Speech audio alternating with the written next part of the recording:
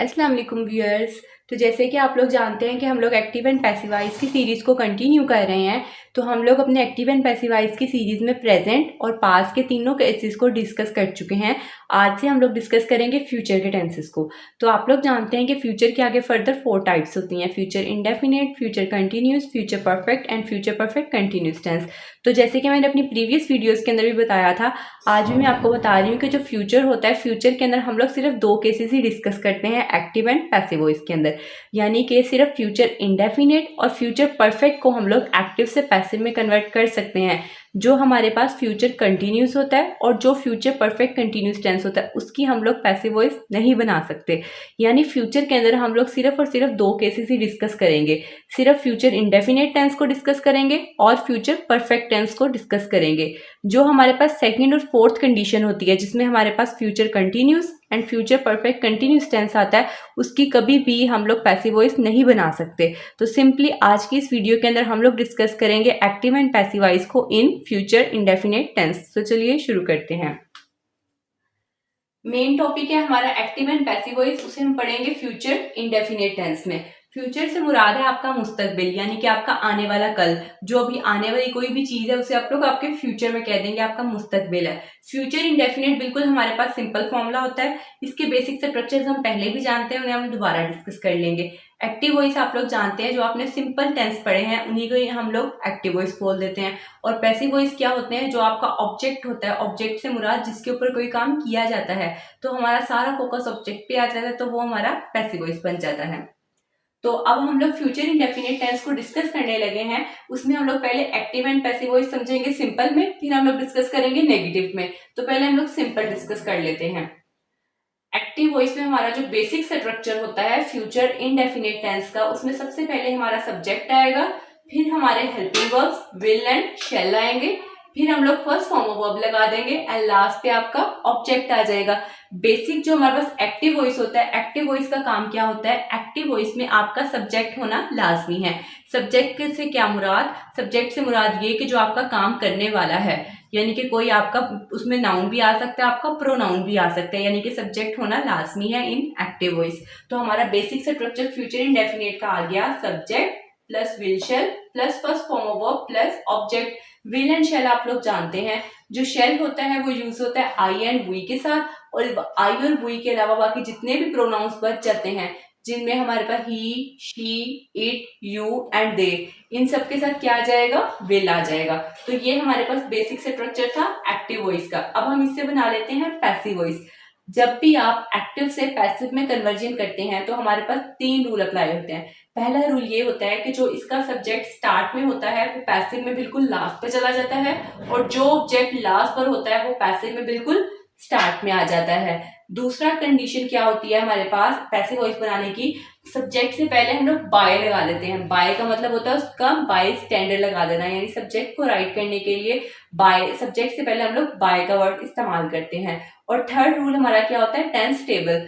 Tense table से मुराद ये है कि आपने इसको अपने टेंस के मुताबिक चेंज करना है। अगर आप देखें तो हमारे पास एक्टिव वॉइस में क्या स्ट्रक्चर था? Subject, will, shell plus first form of verb plus object. अगर पैसिव वॉइस में बात की जाए तो ये वाला ऑब्जेक्ट हमारे पास स्टार्टिंग में आ गया, फिर आ गया हमारे पास विल एंड शैल, तो एज इट इज आ गया। अब ये बी कहाँ से आया? इस बी को समझने के लिए आपको टेंस टेबल याद होना चाहिए। बिल्कुल स्टार्ट में जब मैंने अपनी एक्टिव एंड पैसिव वॉइस की सीरीज को स्टार्ट किया था तो मैंने उसके रूल्स डिस्कस किए थे। तो जो मेरी रूल नंबर 3 की वीडियो थी उसके अंदर मैंने डिटेल से डिस्कस किया था कि टेंस टेबल क्या होता है। अगर आप टेंस टेबल याद कर लेते हैं तो आपके लिए ये फॉर्मूलाज याद करना और ज्यादा इजी हो जाएगा। बेसिकली अब मैं आपको इसकी वजह बता देती हूँ कि यहाँ पे बी क्यों आया।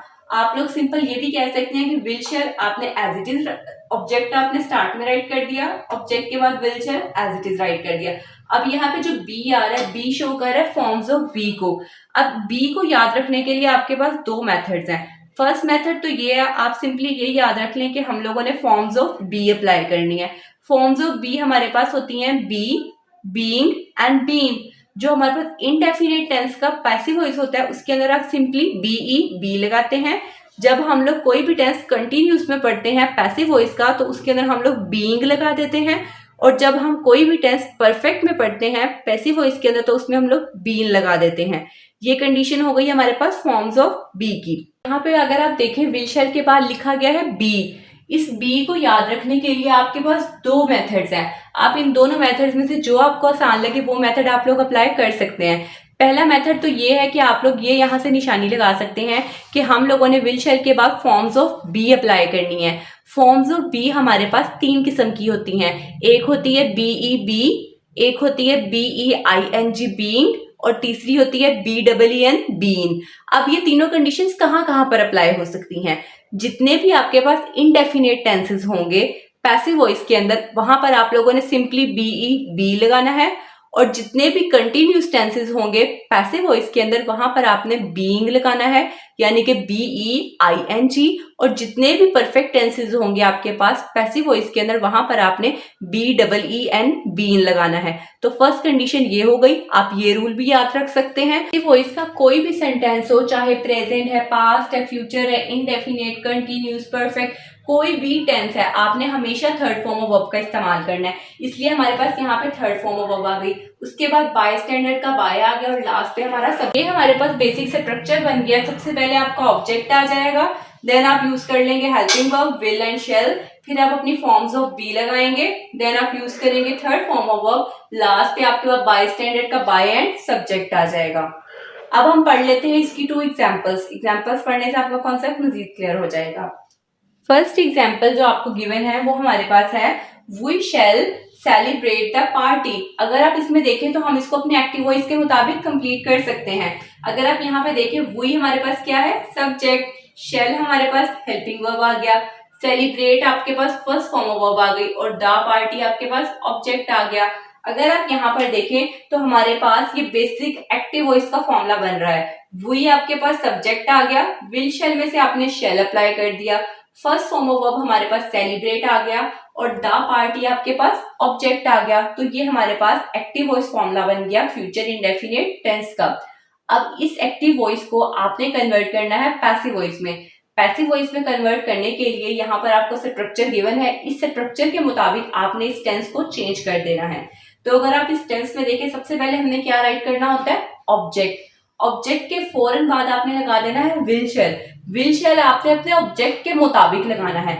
यहाँ पे जो विल शैल होगा वो आपको सब्जेक्ट के मुताबिक लगा हुआ दिखाई देगा, लेकिन जब आप इसका पैसिव वॉइस बनाएंगे तो जब आप अपना ऑब्जेक्ट लगाएंगे जो आपका ऑब्जेक्ट होगा उसके मुताबिक आपने अपना हेल्पिंग वर्ब चूज करना है। यानी अगर आपका ऑब्जेक्ट आई या वी होगा तो आपने शैल लगा देना है, और अगर आपका object he, she, it, you, they में से कोई होगा तो आपने सिंपली विल लगा देना है।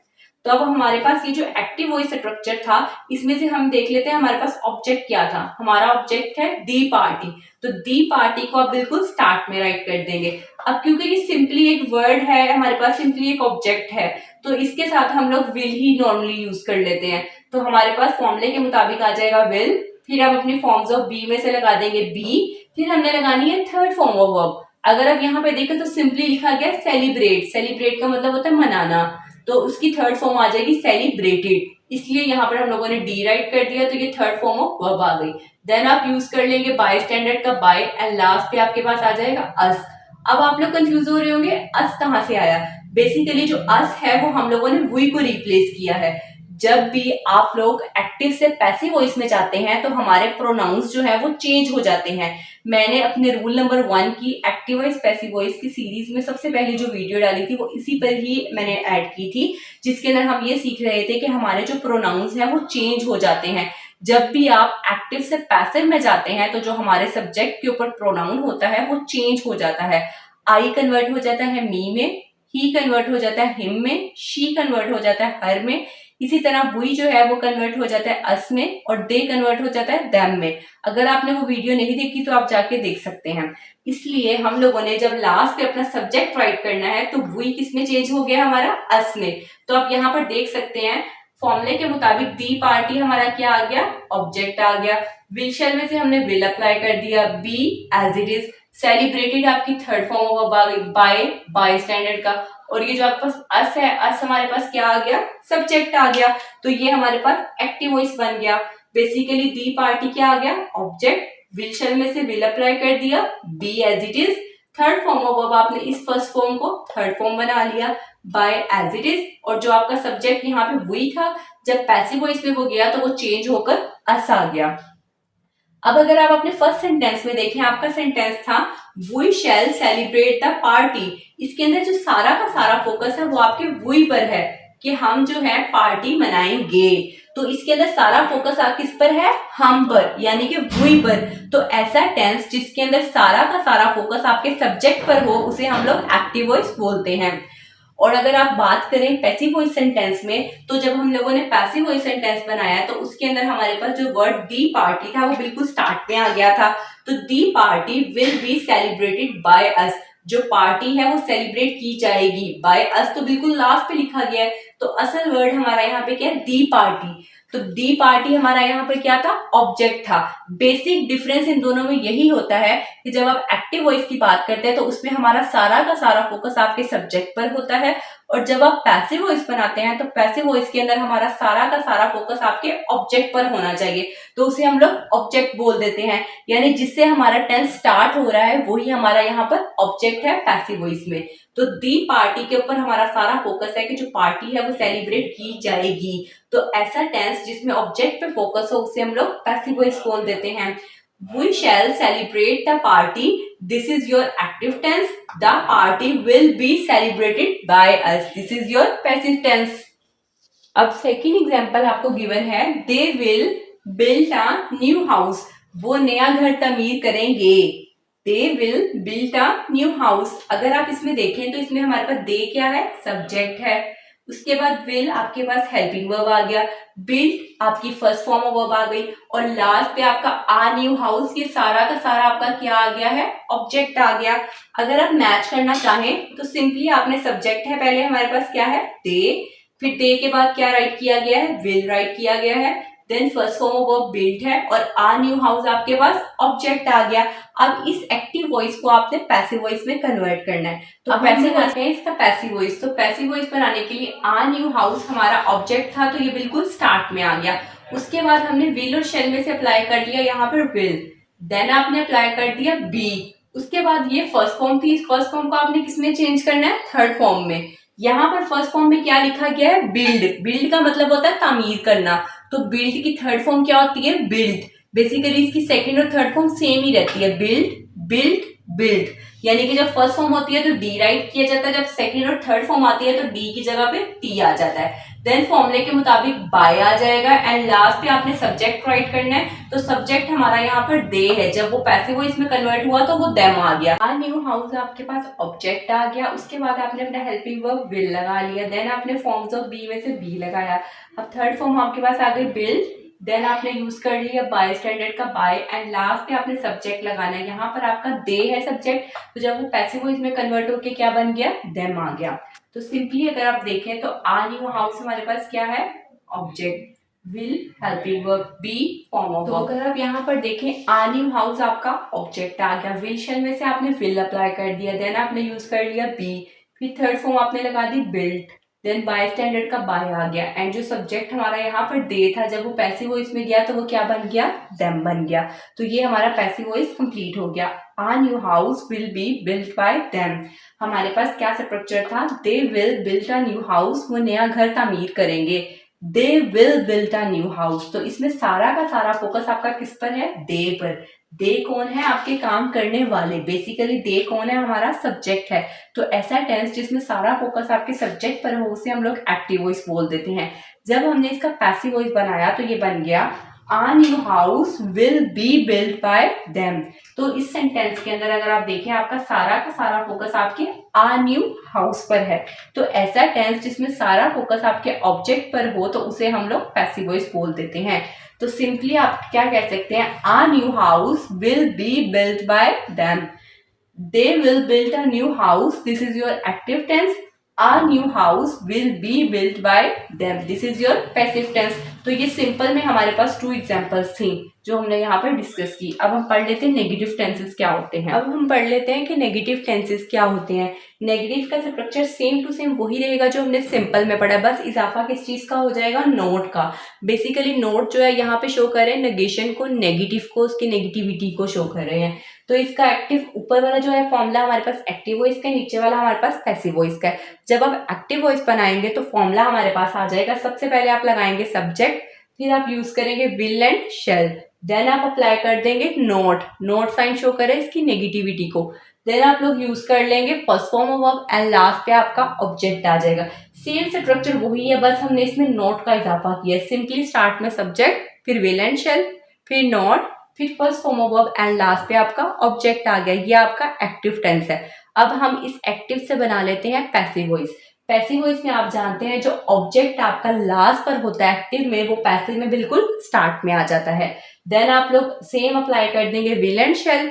विल एंड शेल के फौरन बाद आप लोगों ने लगा देना है नोट, क्योंकि नेगेटिव में पढ़ रहे हैं तो विल शेल के फौरन बाद आ जाएगा नोट के बाद हम क्या लगाएंगे बी। जिस तरह हमने इसके पैसिव वॉइस में बी लगाया, सेम आपने नेगेटिव वाले में भी फौरन बी लगा देना है। बी हमारे पास बेसिकली क्या है, हमारे पास फॉर्म्स ऑफ बी है। मैंने आपको अभी बताया कि जब भी हम लोग कोई भी टेंस कर रहे हैं, जब इनडेफिनिट टेंस हम करेंगे, चाहे प्रेजेंट है, चाहे पास्ट है, चाहे फ्यूचर है, जब भी आप इनडेफिनेट टेंस की पैसिव वॉइस बनाते हैं तो हेल्पिंग वर्ब्स के फौरन बाद आपने बी लगाना है। इसलिए हम लोगों ने यहाँ पे बी लगा दिया। उसके बाद क्योंकि हम पैसिव वॉइस का फॉर्मूला पढ़ रहे हैं तो इसमें हमेशा थर्ड फॉर्म ऑफ वर्ब आएगी। देन बाय स्टैंडर्ड के रूल के मुताबिक बाय आ जाएगा और लास्ट पे हमारा सब्जेक्ट आ जाएगा। तो ये हमारा स्ट्रक्चर फॉर्मूला था, जिसमें सबसे पहले आपका ऑब्जेक्ट आएगा, देन आप यूज करेंगे विल एंड शेल, ये आपके हेल्पिंग वर्ब्स हैं, फिर आ जाएगा नोट आपका नेगेटिव का, देन आप यूज कर लेंगे बी बेसिकली यहाँ पे क्या है, फॉर्म्स ऑफ वर्ब है, फिर आपने third form of verb apply करनी है, लास्ट पे आपका बाय एंड सब्जेक्ट आ गया। तो ये हमारे पास बेसिक स्ट्रक्चर्स थे एक्टिव एंड पैसिव वॉइस के of negative, future, indefinite tense. अब हम पढ़ लेते हैं इसकी 2 एग्जाम्पल्स ताकि आपका कॉन्सेप्ट मजीद क्लियर हो जाए। फर्स्ट एग्जाम्पल आपको गिवन है, I shall not buy a new book, मैं एक नई किताब नहीं खरीदूंगा। तो अगर आप इसमें देखें, आई हमारा क्या है, सब्जेक्ट, शेल आपके पास हेल्पिंग वर्ब आ गया, नॉट नेगेटिव का, by first form of verb, और आ न्यू बुक ये सारा का सारा आपका क्या आ गया, ऑब्जेक्ट। आप फॉर्मूले से भी मैच कर सकते हैं। सब्जेक्ट हमारा आई है, विल शेल में से आपने शेल अप्लाई किया, क्योंकि आप लोग जानते हैं जहां पे भी आई और वुई आ जाता है वहां पर आप शेल लगाते हैं, और आई वुई के अलावा बाकी जितने प्रोनाउंस हैं, ही, शी, इट, यू, दे, इन सब के साथ आप विल लगाते हैं।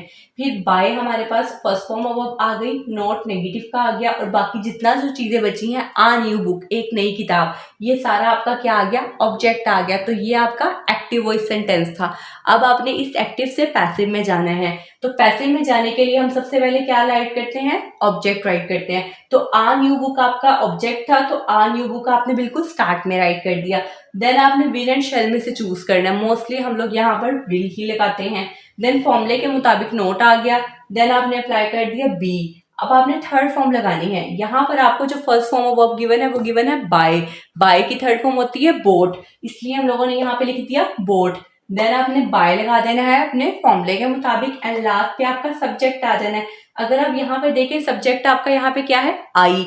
तो जब भी आप एक्टिव से पैसिव के अंदर कन्वर्जन करते हैं तो आपके प्रोनाउंस जो होते हैं वो चेंज हो जाते हैं, इसलिए यहाँ पर हमारा जो आई है वो किस में कन्वर्ट हो गया है, मी में कन्वर्ट हो गया। तो अगर आप यहाँ पे फॉर्मूले से मैच करना चाहें तो आ न्यू बुक आपका क्या आ गया, ऑब्जेक्ट आ गया।